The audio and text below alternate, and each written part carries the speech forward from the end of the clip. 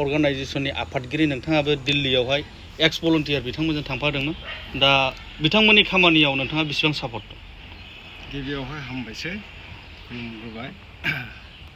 थांनाय 27 मार्च खालि अल बड' एक्स भलन्टियार फर्सनि दैदेननायावहाय जोङो मोनसे डेलिगेट टिम थांदोंमोन आरो बेवहाय जोंबो इउनाइटेड ट्राइबेल अर्गानाइजेशन अफ आसामाबो जोङो बिनि मोनसे पार्ट लादों।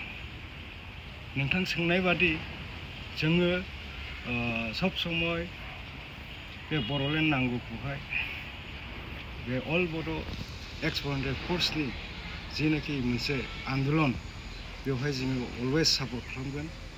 सिगांनिफ्रायबो जों लोगोसेनो दं आरो फैगोन समफ्रावबो जों मेङाखै, जोङो सापर्ट खालामगोन।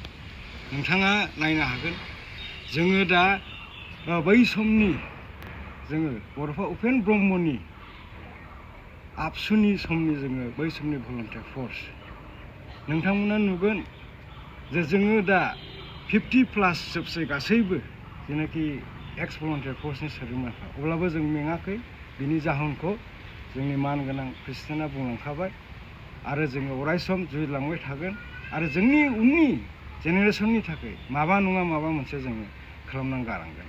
आरो लोगोसे आङो मोनसे खोथाखौ बुंबावो, इउनाइटेड ट्राइबेल अर्गानाइजेशन आसामा ट्राइबेल बेल्ट एन्ड ब्लकनि थाखायबो नांगासिनो दं आरो जोङो बे थांनाय 1 थारिखआव जिनाखि जों मेमरेन्डाम गांसे गथायबाय, बेवबो 1 नम्बराव बर'लेण्ड, 2 नम्बरावहाय जोंना कार्बि आंलंनि बर'फोरखौ ST हिल्स होनांगौ होननायनि बे दाबि, बेबो एकदम बर'लेण्डजों समान समान दंफायो। लोगोसे बर' रेजिमेन्ट दानाय, लोगोसे बर' रायजो राजाफोरखौ, बुहुमनि बर' रायजो राजाफोरखौ रैखाथि होनायनि डिमान्ड आरो लोगोसे बे जोंनि ट्राइबेल बेल्ट एन्ड ब्लकआव थानाय जेसेबांनाखि इलिगेल इनक्रचारफोर दं बिसोरखौहाय होखारनानै बे हाखौहाय जोंनो गथायफिननांगौ होननानै जोंनि बे डिमान्डखौ होनाय जादों।